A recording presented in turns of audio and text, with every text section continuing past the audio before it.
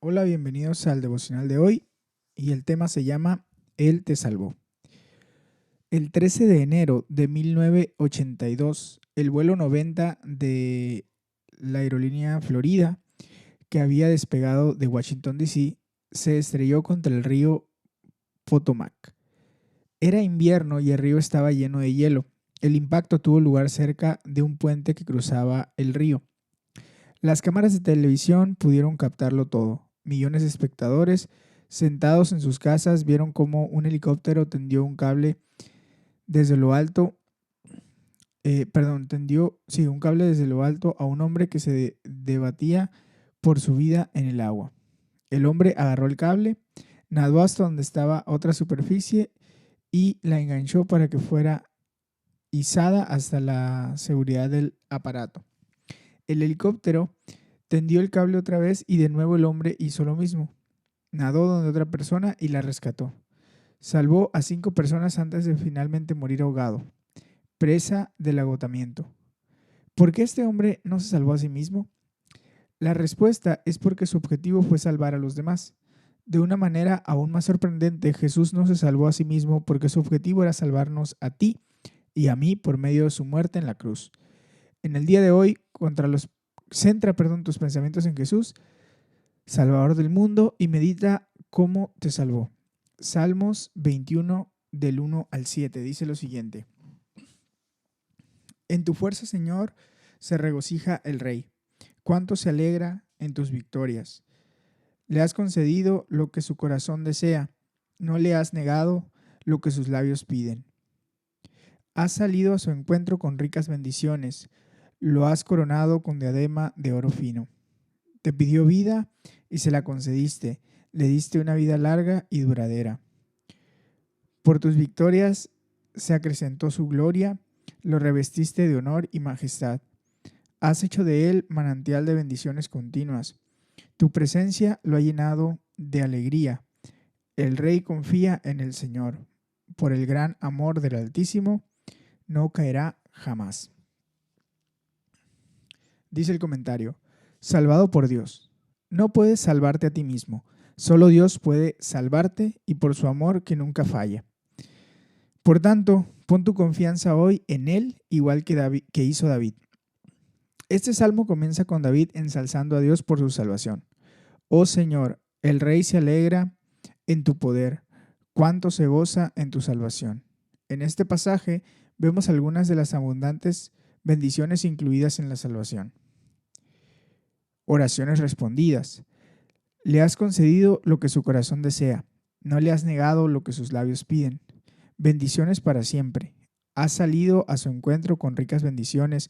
Lo has coronado con diadema de oro fino. Lo has bendecido para siempre. Vida eterna. Te pidió vida, se la concediste. Una vida larga y duradera. Vida victoriosa. Por tus victorias se acrecentó su gloria. Lo revestiste de honor y majestad. Gozo y alegría. Tu presencia lo ha llenado de alegría, dice el salmista. Gracias, Señor, porque me salvaste. Gracias por tu amor que nunca falla y por tus abundantes bendiciones. Pongo mi confianza en ti en este día. Mateo 27 del 11 al 44. Vamos a leerlo. Mientras tanto, Jesús compareció ante el gobernador y éste le preguntó: ¿Eres tú el rey de los judíos? Tú mismo lo dices, respondió Jesús. Al ser acusado por los jefes de los sacerdotes y por los líderes religiosos, Jesús no contestó nada.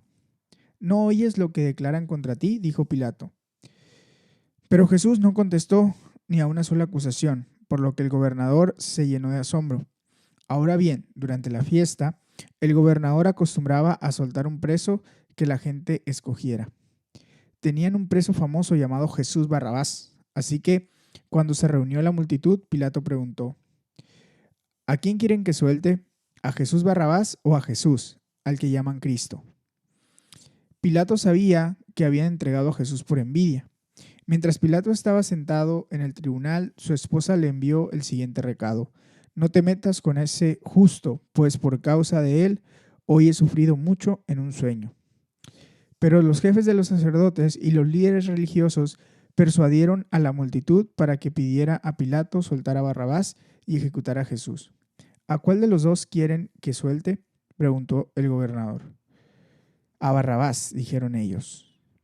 ¿Y qué voy a hacer con Jesús, al que llaman Cristo?, preguntó Pilato. Crucifícalo, respondieron todos. Pero él dijo, ¿por qué? ¿Qué crimen ha cometido? Pero ellos gritaban aún más fuerte, crucifícalo. Cuando Pilato vio que no conseguía nada, sino que más bien se estaba formando un tumulto, pidió agua y se lavó las manos delante de la gente. Soy inocente de la muerte de este hombre, dijo, allá ustedes. Que la culpa de su muerte caiga sobre nosotros y sobre nuestros hijos, contestó todo el pueblo.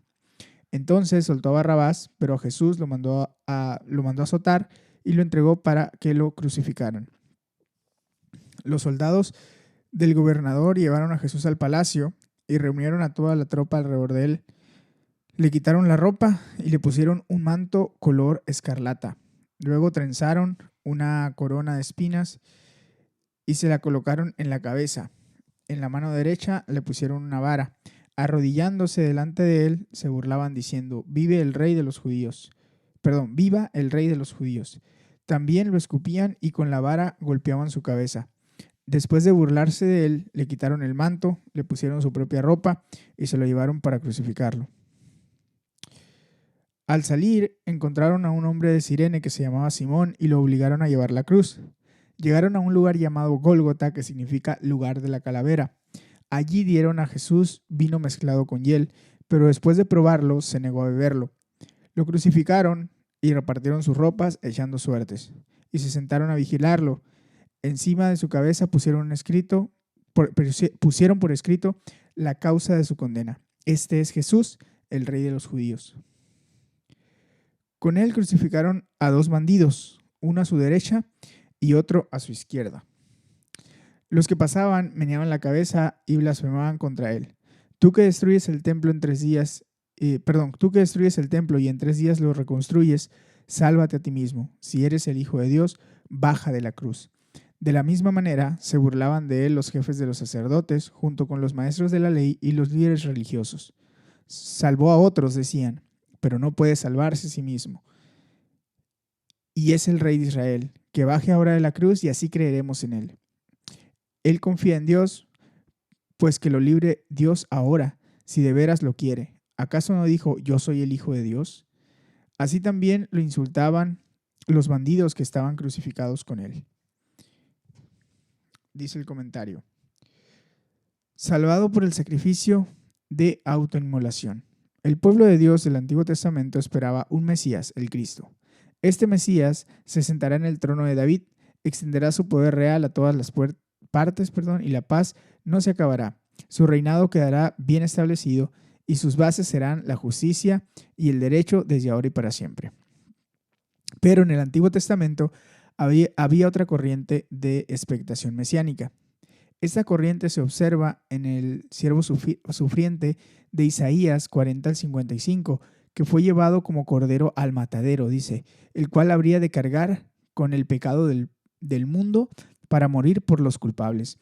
Nadie esperaba que el rey mesiánico y siervo sufriente fuera la misma persona, y sorprendentemente Jesús aunó estos dos grandes temas mesiánicos. Jesús es a la vez rey y también el siervo sufriente. Rey mesiánico. Cuando Pilatos le pregunta a Jesús, ¿eres tú el rey de los judíos? Este respondió, tú lo has dicho.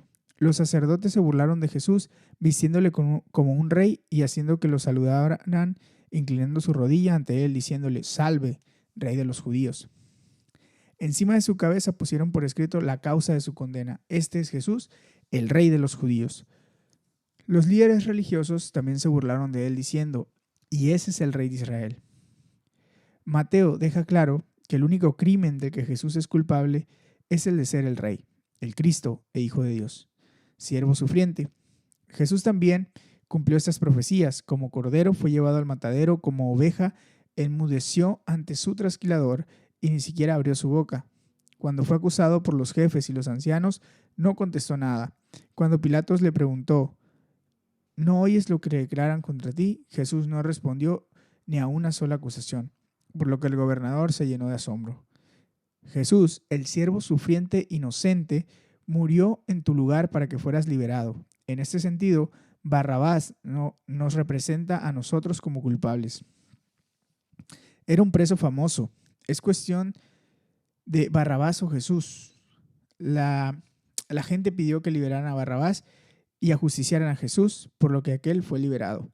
Se cumple la profecía de Isaías sobre el siervo de dolores. Fue traspasado por nuestras rebeliones y molido por nuestras iniquidades.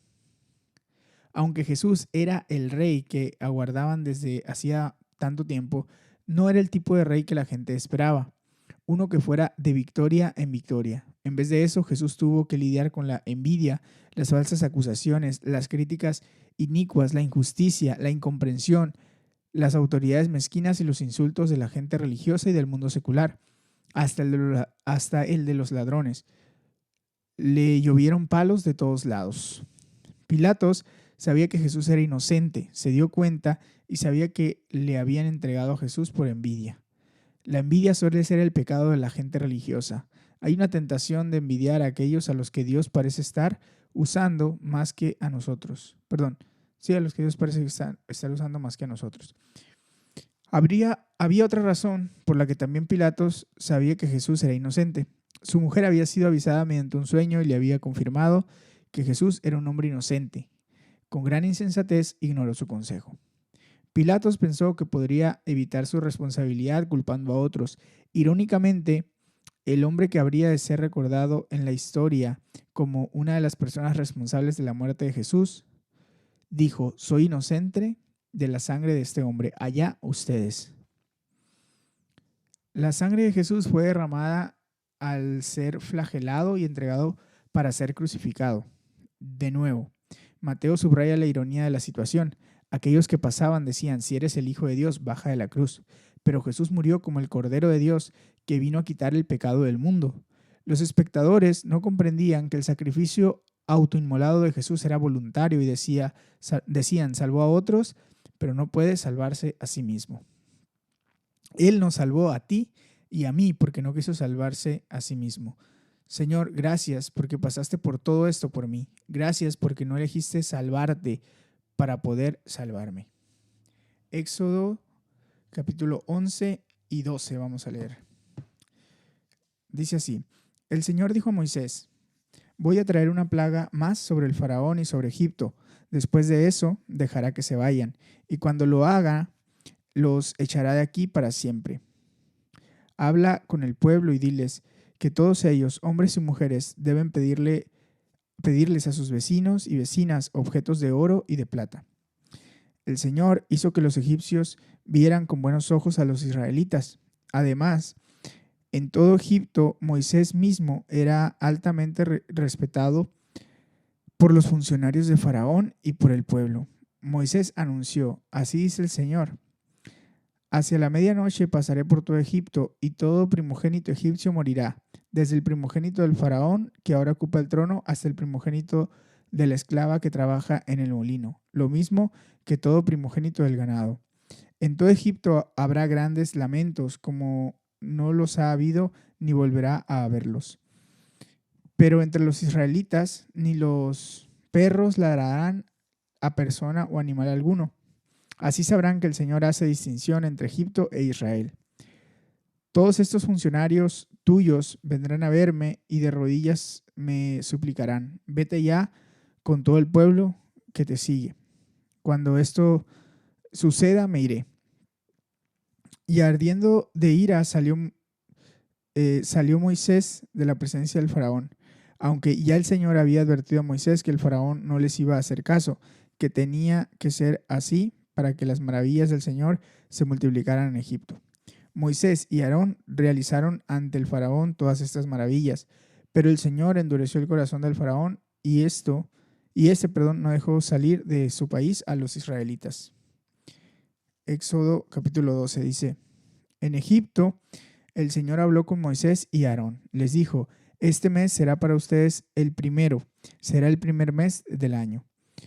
Hablen con toda la comunidad de Israel y díganles que el día 10 de este mes todos ustedes tomarán un cordero o un cabrito por familia, uno por cada casa. Si alguna familia es demasiado pequeña para comerse un cordero o un cabrito entero, deberá compartirlo con sus vecinos más cercanos, teniendo en cuenta el número de personas que sean y las raciones de cordero que se necesiten según lo que cada persona haya de comer.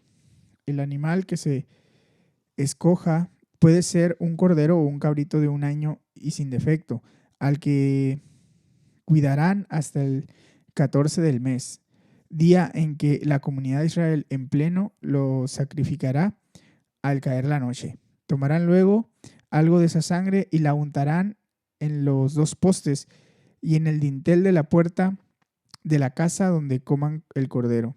Deberán comer la carne esa misma noche, asada al fuego y acompañada de hierbas amargas y pan sin levadura. No deberán comerla cruda ni hervida, sino asada al fuego, junto con la cabeza, las patas y los intestinos. Y no deben dejar nada para mañana. En caso de que algo quede, lo quemarán al día siguiente. Comerán el cordero de este modo, con el manto ceñido a la cintura, con las sandalias puestas, con la vara en la mano y deprisa. Se trata de la Pascua del Señor. Esa misma noche pasaré por todo Egipto y heriré de muerte a todos los primogénitos, tanto de personas como de animales, y ejecutaré mi sentencia contra todos los dioses de Egipto. Yo soy el Señor. La sangre servirá para señalar las casas donde ustedes se encuentren, pues al verla pasaré de largo. Así, cuando hiera yo de muerte a los egipcios, no los tocará a ustedes ninguna plaga destructora. Este es un día que deberán conmemorar. Es una fiesta en honor del Señor y las generaciones futuras deberán celebrarla. Será un estatuto perpetuo. Durante 7 días comerán pan sin levadura, de modo que deben retirar de sus casas la levadura el primer día. Todo el que coma algo con levadura desde el día primero hasta el séptimo será eliminado de Israel. Celebrarán una asamblea sagrada el día primero y otra el día séptimo. En todo ese tiempo no harán ningún trabajo, excepto preparar los alimentos que cada uno haya de comer. Solo eso podrán hacer. Celebrarán la fiesta de los panes sin levadura, porque fue ese día cuando los saqué de Egipto formados en escuadrones. Celebrarán ese día como un estatuto perpetuo para las generaciones futuras. Comerán pan sin levadura, comerán pan sin levadura desde la tarde del día 14 del mes primero hasta la tarde del día 21 del mes. Durante 7 días no tendrán levadura en sus casas. Todo el que coma algo con levadura, sea extranjero o israelita, será eliminado de la comunidad de Israel. No coman nada que tenga levadura. Donde quiera que vivan ustedes, comerán pan sin levadura. Convocó entonces Moisés a todos los jefes israelitas y dijo: vayan enseguida a sus rebaños, escojan el cordero para sus respectivas familias y mátenlo para celebrar la Pascua. Tomen luego un manojo de ramas de hisopo, mójenlo en la sangre recogida en la vasija, unten de sangre el dintel y los 2 postes de la puerta, y no salga ninguno de ustedes de su casa hasta la mañana siguiente. Cuando el Señor pase por el país para herir de muerte a los egipcios, verá la sangre en el dintel y en los postes de la puerta, y pasará de largo por esa casa. No permitirá el Señor que el exterminador entre en la casa de ustedes y los hiera. Obedezcan estas instrucciones. Será un estatuto perpetuo para ustedes y para sus hijos. Cuando entren en la tierra que el Señor ha prometido darles, ustedes seguirán celebrando esta ceremonia, y cuando sus hijos les pregunten ¿qué significa para ustedes esta ceremonia?, responderán: este sacrificio es la Pascua del Señor, que en Egipto pasó de largo por las casas israelitas. Hirió de muerte a los egipcios, pero salvó la vida de nuestras familias. Al oír esto, los israelitas se postraron y adoraron al Señor. Luego fueron y cumplieron al pie de la letra lo que el Señor había ordenado a Moisés y a Aarón. A medianoche el Señor hirió de muerte a todos los primogénitos egipcios, desde el primogénito del faraón en el trono hasta el primogénito del preso en la cárcel, así como a las primeras crías de todo el ganado. Todos en Egipto se levantaron esa noche, lo mismo el faraón que sus funcionarios, y hubo grandes lamentos en el país. No había una sola casa egipcia donde no hubiera algún muerto. Esa misma noche mandó llamar el faraón a Moisés y a Aarón y les ordenó: largo de aquí, aléjense de mi pueblo ustedes y los israelitas, vayan a adorar al Señor como lo han estado pidiendo. Llévense también sus ovejas y sus vacas como lo han pedido, pero váyanse ya, que para mí será una bendición. El pueblo egipcio, por su parte, instaba a los israelitas a que abandonaran pronto el país. De lo contrario, decían, podemos darnos por muertos. Entonces, los israelitas tomaron las bandejas de masa todavía sin leudar y luego de envolverlas en sus ropas, se las echaron al hombro. Después, siguiendo las instrucciones que Moisés había dado, pidieron a los egipcios que les dieran objetos de oro y de plata y también ropa. El Señor hizo que los egipcios vieran con buenos ojos a los israelitas, así que les dieron todo lo que pedían. De este modo, los israelitas despojaron por completo a los egipcios. Los israelitas partieron de Ramsés en dirección de Sucot, sin contar a las mujeres y a los niños. Eran unos 600,000 hombres de a pie. Con ellos salió también toda clase de gente y grandes manadas de ganado, tanto de ovejas como de vacas. Con la masa que sacaron de Egipto, cocieron panes sin levadura, pues la masa aún no había fermentado. Como los echaron de Egipto, no tuvieron tiempo de preparar comida. Los israelitas habían vivido en Egipto 430 años.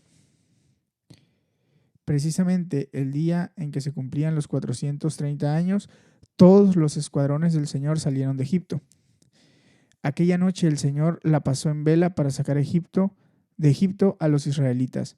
Por eso también las generaciones futuras de israelitas deben pasar esa noche en vela en honor al Señor. El Señor dijo a Moisés y a Aarón: este es el estatuto para la Pascua. Ningún extranjero podrá participar de ella. Podrán participar de ella todos los esclavos que hayas comprado con tu dinero, siempre y cuando los hayas circuncidado antes. Ningún residente temporal ni jornalero podrá participar de ella. La Pascua deberá comerse en casa y ahí no se sacará ni un solo pedazo de carne. Tampoco se quebrará ningún hueso al animal sacrificado. Toda la comunidad de Israel debe celebrar la Pascua. Todo extranjero que viva entre ustedes y quiera celebrar la Pascua del Señor deberá primero circuncidar a todos los varones de su familia. Solo entonces podrá participar de la Pascua como si fuera nativo del país. Ningún incircunciso podrá participar de ella. La misma ley se aplicará al nativo y al extranjero que viva entre ustedes. Todos los israelitas cumplieron al pie de la letra lo que el Señor había ordenado a Moisés y a Aarón. Ese mismo día el Señor sacó de Egipto a los israelitas, escuadrón por escuadrón.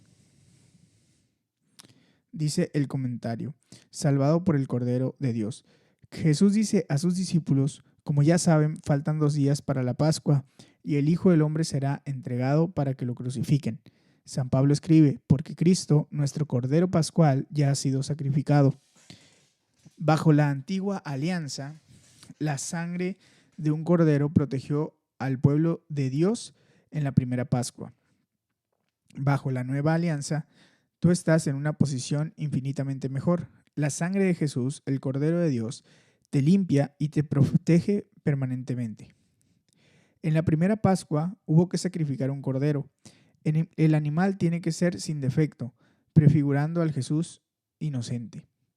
Se hace un gran énfasis en la sangre del cordero. La sangre del cordero sin defecto tiene que ser derramada en sacrificio. Cuando Juan el Bautista vio a Jesús, exclamó: aquí tienen al Cordero de Dios, que quita el pecado del mundo. La sangre del cordero dio protección al pueblo frente al juicio de Dios. Era el sacrificio de la Pascua, que prefiguró el sacrificio de Jesús. De paso, es interesante señalar que las instrucciones de Dios que decían tampoco se le quebrará ningún hueso, se cumplieron al pie de la letra en la muerte de Jesús. La manera de acelerar la muerte por crucifixión era rompiendo las piernas de las personas. Quebraron las piernas de los 2 hombres crucificados con Jesús, pero cuando se acercaron a Jesús y vieron que ya estaba muerto, no le quebraron las piernas. En las casas donde había sangre en los dinteles de las puertas, quedaba indicado que la muerte ya había sucedido en aquel hogar. Aquellos que obedecieron la palabra de Dios, poniendo sangre en los dinteles, fueron salvados. La sangre de Jesús, el Cordero de Dios, ha sido derramada por ti y por mí. La Pascua nos señala cómo Jesús murió en sacrificio por nosotros. Él te salvó. Me gusta la oración de Joyce Meyer. Padre, vengo a ti en el nombre de Jesús y aplico la sangre de Jesús a mi vida, a todas mis posesiones, a todos los que me has dado por administrar. Pongo la sangre de Jesús en mi mente, mi cuerpo, mis emociones y mi voluntad. Pongo la sangre sobre mi familia, mis compañeros de trabajo y mis amigos. Gracias por protegerme con tu sangre. Pipa añade, respecto a Mateo 27:19, uno de los muchos errores de Pilatos fue que no escuchó a su esposa. Bueno, hasta aquí llega la lectura de hoy. Espero que tengas un excelente día y te invito a tomar un tiempo para meditar de manera personal y orar al Señor.